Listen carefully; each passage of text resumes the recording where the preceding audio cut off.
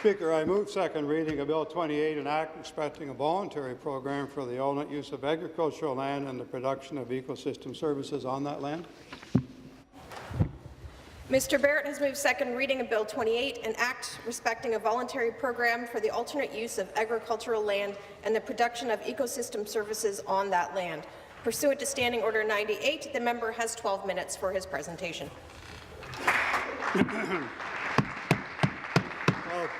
Thank you, Speaker. Thank you, everybody. This proposed legislation recognizes the right of owners of agricultural land and other land to set aside voluntarily any part of that land as fallow for either of the following two purposes: to establish, restore, and preserve a natural ecosystem, and to establish and maintain projects that produce services for natural ecosystems. And a prime example would be Alice, Canada. In the members' gallery, I wish to introduce Laura Ellis, who's here with Alice, Canada, and as well another friend of mine, Richard Beliven, with the Christian Farmers Federation of Ontario. So many farm and environmental organizations have thrown their support behind this initiative. As we all know, natural ecosystems are essential for the survival of plants and animals. In Ontario and throughout much of the world, natural ecosystems are disappearing. As humans, we have an intimate relationship with the land on which we live, and we're bound to the earth, and from it we derive necessities of food, shelter, clothing. From the materials of the earth, we have always derived and will continue to derive the tools and products to maintain our very existence. This proposed legislation has received letters of support ranging from Delta Waterfowl, the World Wildlife Fund, from the Ontario Federation of Anglers and Hunters, to Ontario Nature, Christian Farmers, as I mentioned, the National Farmers Union, Ontario Federation of Agriculture, the Ontario Home Builders Association, the Insurance Bureau of Canada, and many organizations in other provinces are behind this kind of a concept.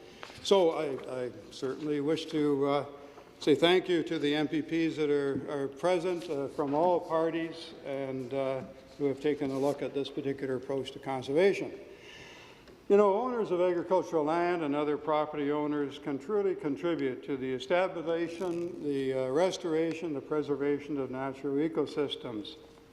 This bill is essentially a statement of support for these concepts and principles of setting aside marginal land. It recognizes owners of land who wish to support these goals by participating in what's essentially a voluntary, farmer-led, rancher-led, landowner-led, incentive-based program comprising two fronts. First, they can set aside part of the land for the purpose, for example, they can restore wetlands, reforest, plant windbreaks, install riparian buffer strips, build sustainable drainage systems, create wildlife habitat, and establish other ecologically beneficial projects on their property.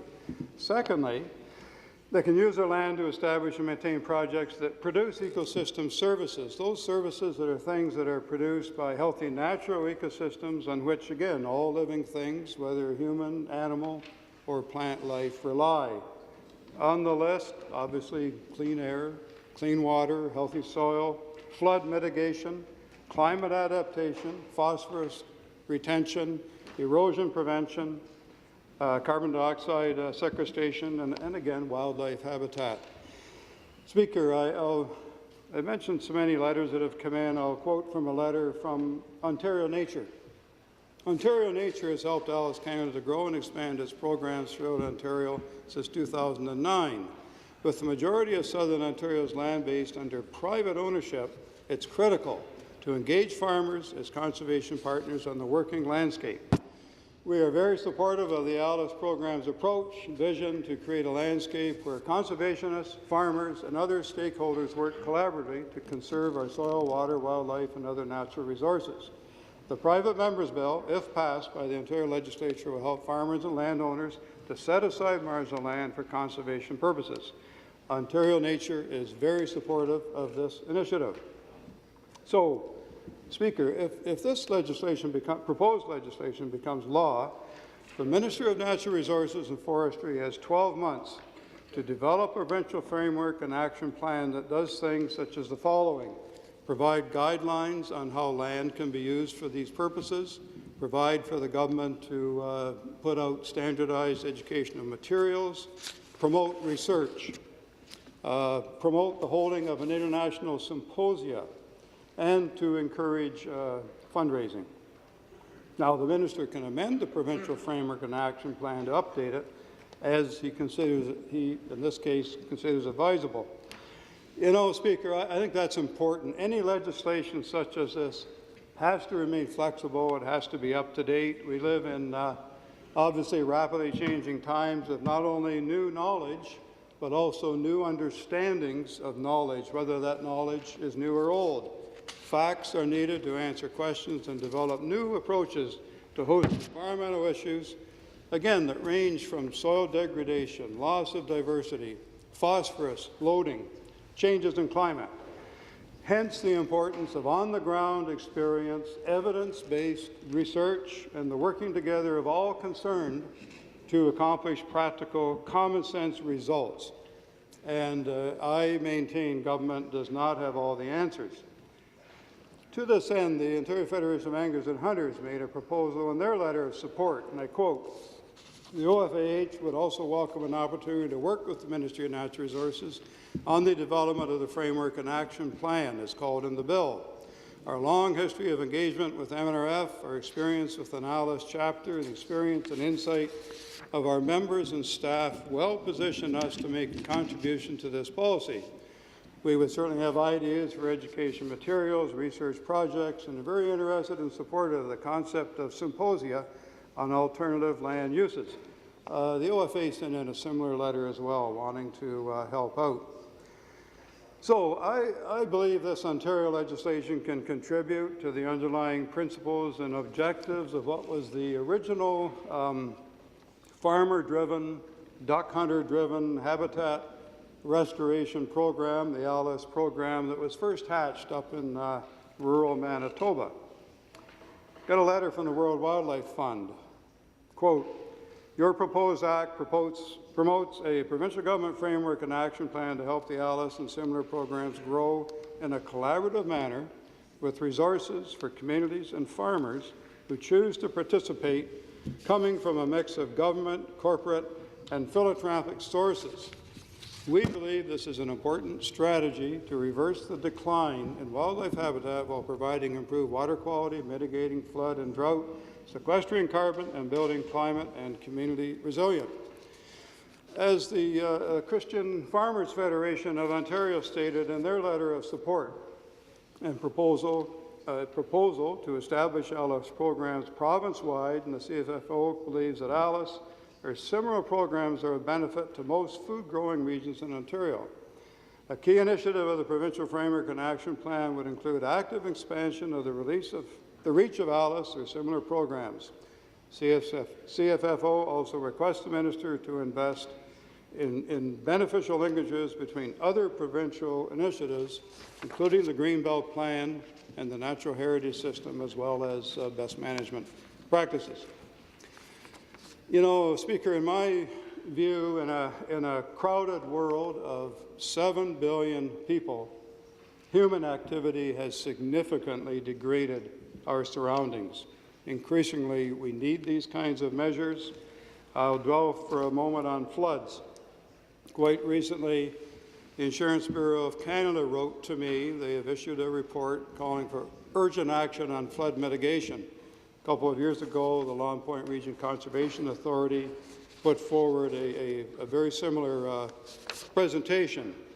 And with larger rainfall events that we've been experiencing, the floods, we've certainly seen it in Winnipeg, Calgary a few years ago, High River, Alberta, New Brunswick is regularly subjected to flooded basements. Floods that cost millions of dollars in damage. From 1983 to 2008, the average cost per year in Canada was $400 million as a result of floods. The last 10 years, the average is now $1.8 billion annually. The Insurance Bureau of Canada points to the loss of 72% of wetlands in southern Ontario. Just in August, there was a flash flood in Toronto, resulted in $80 million in damage to cars and basements. Obviously, expensive property costs, and our insurance rates go up as well. You know, all too often, rules and regulations and more laws and enforcement have been the response from government with less than adequate results. Alice is a completely different approach, one that is incentive-based, it's voluntary, as I mentioned, it's market-driven. We see it exemplified, for example, in the U.S. Conservation Reserve Program, Britain's environmental stewardship scheme. It was initiated in Manitoba. If, let's see, 1,000 miles south as a duck would fly, you come down to my neck of the woods on the Norfolk Sand Plain. We've run pilot projects, and 10% of the farms in my county are now involved in this program. Alice Canada is now a national nonprofit charity. Alice, again, is short for Alternate Land Use Services, to accomplish some of the measures I've been speaking with this afternoon. It provides per acre annual payments to farmers, ranchers, recognizing their dedication to maintaining these kinds of projects on their land. No more than 20% of the farm or ranch workable land can be enrolled, although exceptions are made. The money that rolls in is significant. Some of the principal sponsors, of course, the W. Garfield Weston Foundation. Delta Waterfall is a foundational partner. Underfunders include David Bissett, the D.W. McDonnell family, the Alberta Real Estate Foundation, Carthy Foundation, Ontario Nature. Support does come from the Ontario government. I know Trillium put in about $750 million last fall, and federal and municipal governments. There are other approaches, Nature Conservancy of Canada, where land is purchased or donated. Essentially, the principle here, you don't need to buy the farm or the ranch or the property. You offer incentives to the landowner. They set aside maybe that one wet corner that doesn't grow crops very well anyway. Stop disking under those cattails. And I admit, as a farmer, I have disked under cattails in dry seasons. I'm sure Mr. Vantoff has done the same thing. If you don't disc them under, the ducks come back, the butterflies come